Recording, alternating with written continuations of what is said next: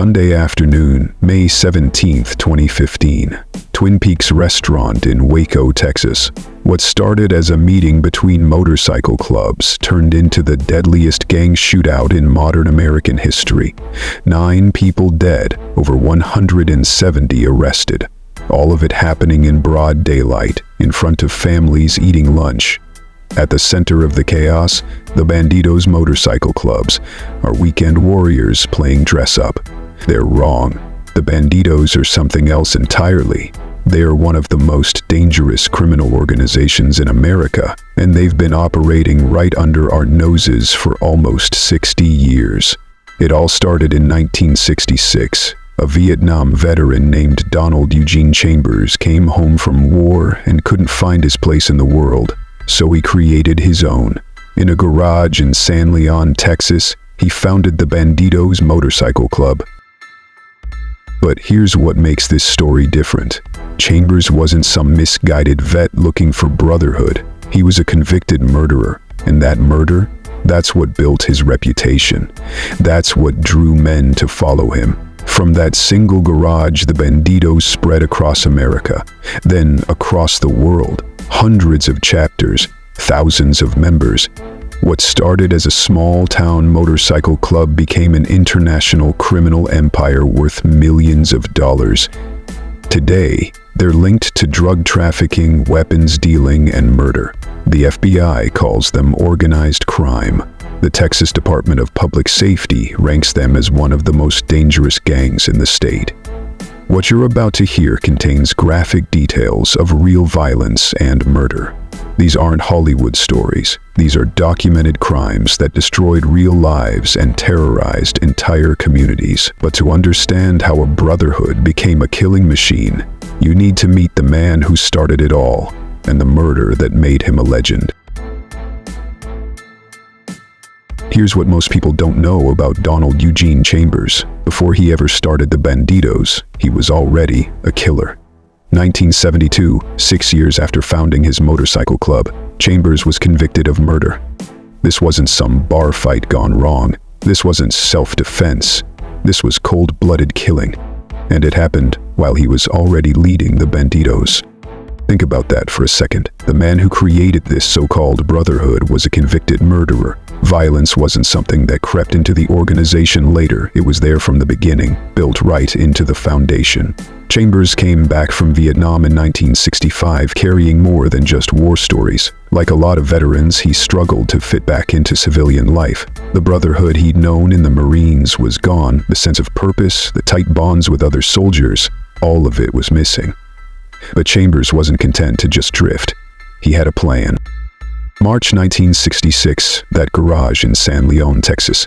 Chambers gathered a small group of other veterans and founded the Bandidos Motorcycle Club. The name itself was a warning. Bandidos means bandits in Spanish. They weren't trying to hide what they were about. The colors told their own story. Red and gold patches on black leather jackets. Those were Marine Corps colors. The same ones Chambers had worn overseas. For him and the other Vietnam vets who joined up, this wasn't just fashion. It was identity. It was family. The structure was pure military. National president at the top. Regional presidents controlling big chunks of territory. Local chapter presidents running their own crews. Chain of command, discipline, orders that got followed without question. But here's where things got interesting. As the club grew, so did the criminal activity. This wasn't accidental. This was systematic. First came the drugs, methamphetamine production, cocaine trafficking, marijuana operations worth millions. The Bandidos weren't just users. They were suppliers, moving product across state lines, building networks that stretched from Mexico to Canada. Then came the territory. Other motorcycle clubs were competition. Competition had to be eliminated. Members started carrying guns, started using them. Bodies began showing up on highways and parking lots, places where the message would be clear. The violence became their business model. You cross the Bandidos, you pay the price. You move into their territory, you get moved out permanently. Law enforcement took notice. The Texas Department of Public Safety classified them as Tier 2 dangerous. That puts them in the same category as some of the most violent gangs in America. The FBI went further, calling them organized crime. That's mafia-level classification. But Chambers wouldn't be around to see what his creation became. He died in 1999, probably thinking he'd built something that would honor his military service. He was wrong. Chambers built the foundation, but he wouldn't live to see what his creation became. Let's talk about that murder, the one that made Chambers a legend among outlaws. It happened in 1972. Chambers had been running the Bandidos for 6 years when he killed a man named Larry Jackson. This wasn't some heat-of-the-moment thing. This wasn't a bar fight that went too far. Chambers planned it, carried it out, and got caught. The details matter here. Jackson was shot multiple times. Chambers made sure he was dead. Then he tried to cover it up. When the police finally caught him, Chambers showed no remorse, no regret, just cold calculation. He got life in prison. But here's the thing that shocked everyone. His conviction didn't hurt the Bandidos. It made them stronger. Other members saw what their leader had done and what it meant. Violence wasn't just allowed in the Bandidos. It was expected. It was how you proved yourself. It was how you moved up in the ranks. Chambers turned murder into a recruiting tool. Young men who wanted to join knew what they were signing up for. This wasn't some weekend motorcycle club for middle-aged guys having a midlife crisis. This was the real deal. This was dangerous. From his prison cell, Chambers kept running things. He wrote letters, gave orders, made decisions. The murder conviction hadn't ended his leadership, it had cemented it. Now every Bandido knew their founder was willing to kill for the club, and they knew he expected the same from them. His philosophy was simple. Fear equals respect, violence equals power. Territory belongs to whoever's willing to shed the most blood to keep it. This became the Bandidos' operating manual. Every chapter president who came after Chambers followed the same playbook. See a threat, eliminate it. Face competition, destroy it. Get disrespected, make someone pay.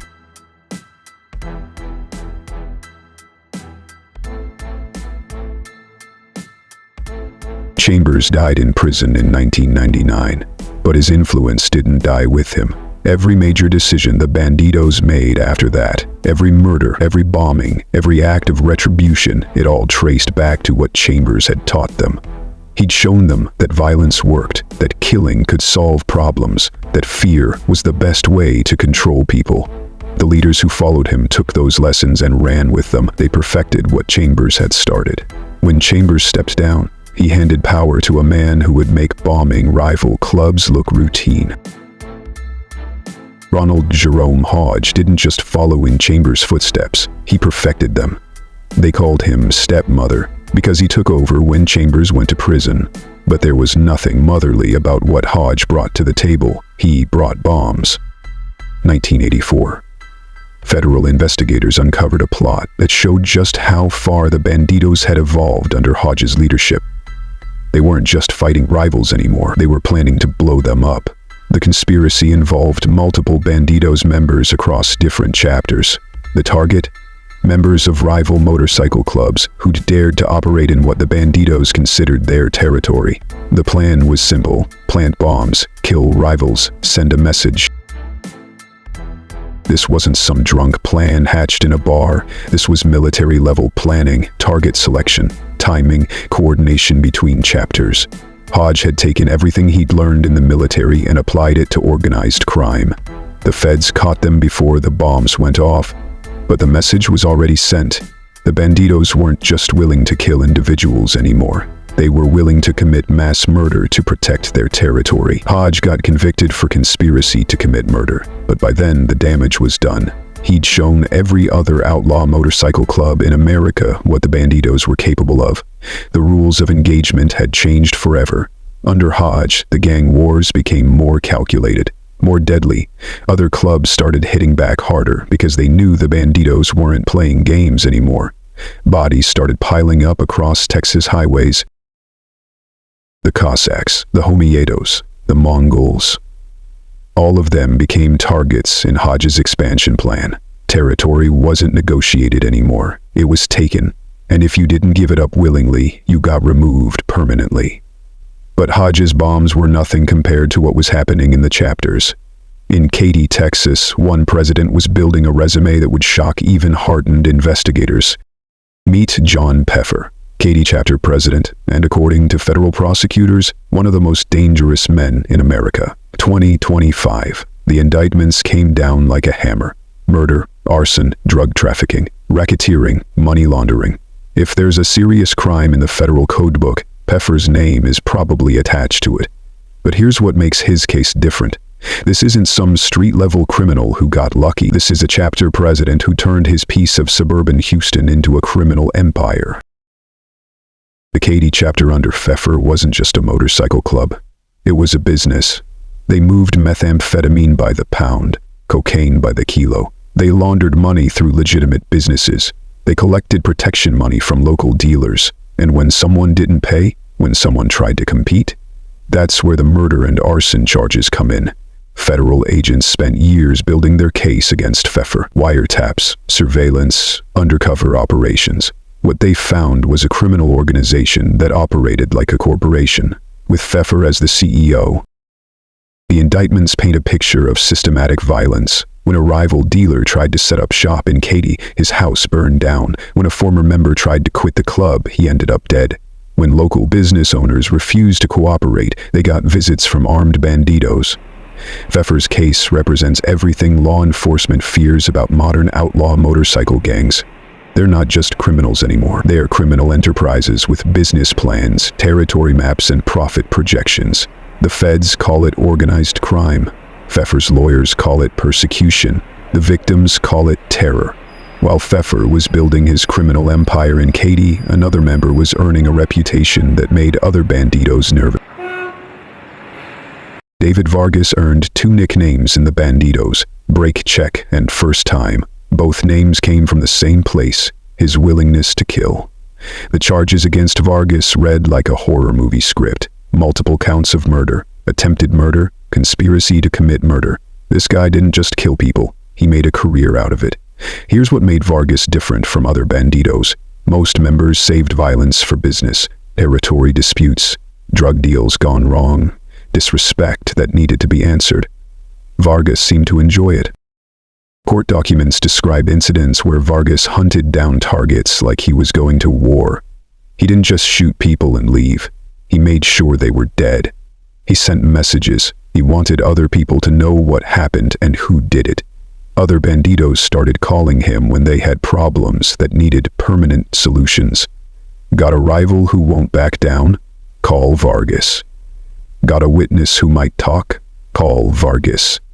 Got someone who owes money and won't pay? You know who to call. The Break Check nickname came from his method. Vargas would follow targets until they stopped at red lights or stop signs. Then he'd walk up to their car and start shooting. Simple, effective. Law enforcement officers who worked these cases say they'd never seen anything like it. Even hardened homicide detectives were shocked by the level of violence Vargas brought to every situation. But here's the really scary part. Vargas wasn't some loose cannon operating on his own. He was following orders. The bandidos were using him as their personal hitman, sending him out whenever someone needed to be eliminated. The multiple murder charges finally caught up with him. But by then, Vargas had already shown every other criminal organization in Texas what the bandidos were willing to do to protect their interests. But perhaps no single act captures the bandidos' culture of retribution better than what Richard Merla did on a quiet Texas street. Richard Merla's crime was simple, brutal, and absolutely typical of how the bandidos handled disrespect. Robert Quiroga made a mistake. He crossed the bandidos.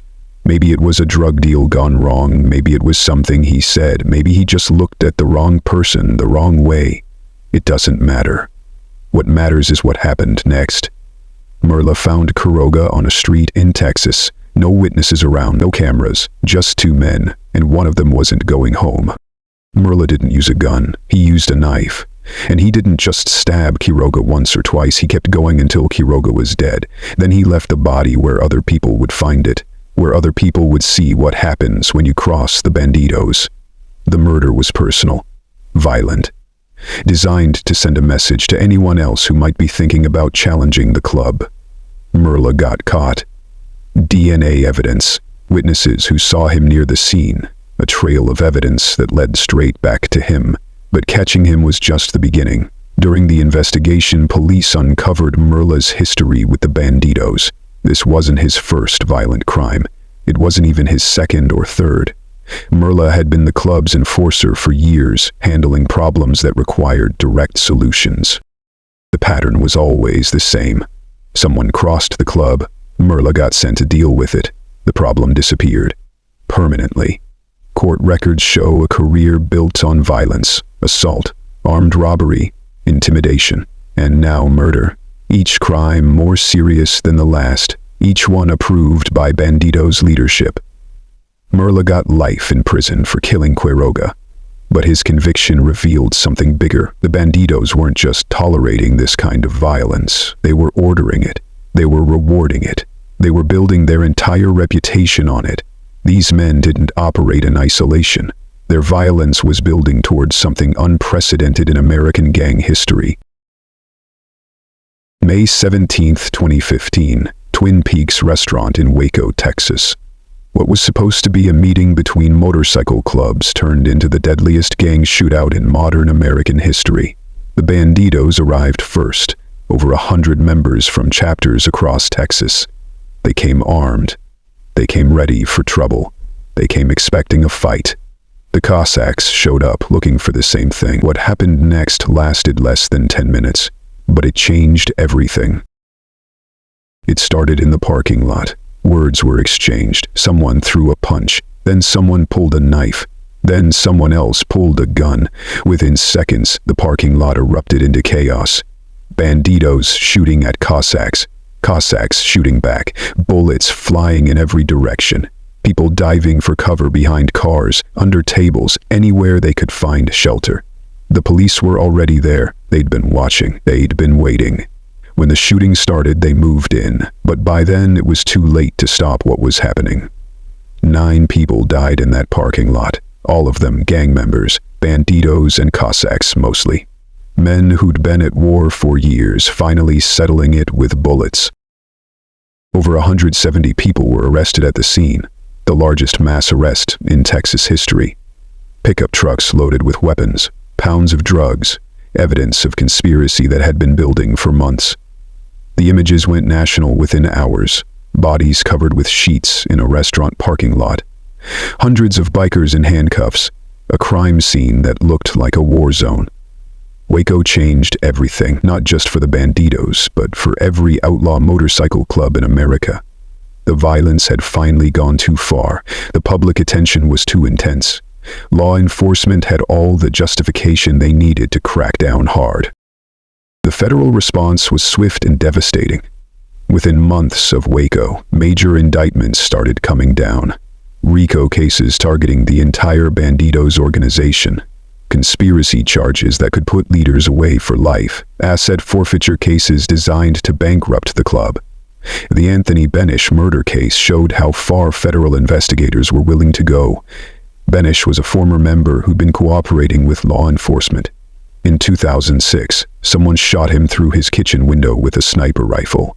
It took federal agents over a decade to build the case. Wiretaps, surveillance, witnesses who were finally willing to talk. When the indictments came down in 2017, they charged multiple Bandidos members with the murder. The message was clear. The feds weren't just going after current crimes anymore. They were going back years, decades even, to settle old scores. Thomas Hammer Jerry's drug network got hit next. DEA raids across multiple states. Millions of dollars in methamphetamine and cocaine seized. Money laundering operations shut down. An entire distribution network dismantled. But the crackdown wasn't just about arrests and convictions. It was about breaking the organization itself. Federal prosecutors started using RICO laws to seize clubhouses, bank accounts, motorcycles, anything connected to criminal activity. They weren't just putting individuals in prison, they were destroying the infrastructure that kept the club running. Local law enforcement stepped up too. Texas DPS increased patrols on highways where gang activity was common. Local police departments created special units to track gang members. Even small-town cops were trained to recognize Bandidos patches and colors. The impact on Texas communities was immediate. People who'd been afraid to report gang activity started coming forward. Business owners who'd been paying protection money stopped paying. The climate of fear that had surrounded the Bandidos for decades started to break down. Today, the Bandidos still exist, but they're a shadow of what they once were. Key leaders are dead or in prison. Chapters have been shut down. New recruits are harder to find because everyone knows law enforcement is watching. The violence that built their reputation ultimately destroyed their power. The same tactics that made them feared made them targets. The culture of murder and intimidation that Donald Eugene Chambers started in 1966 finally caught up with them in 2015. So where does that leave the Bandidos today? They're still out there, make no mistake about that. Recent arrests in 2024 and 2025 show they haven't disappeared. FBI task forces are still tracking them. Federal prosecutors are still building cases against remaining leadership. But they're not what they used to be.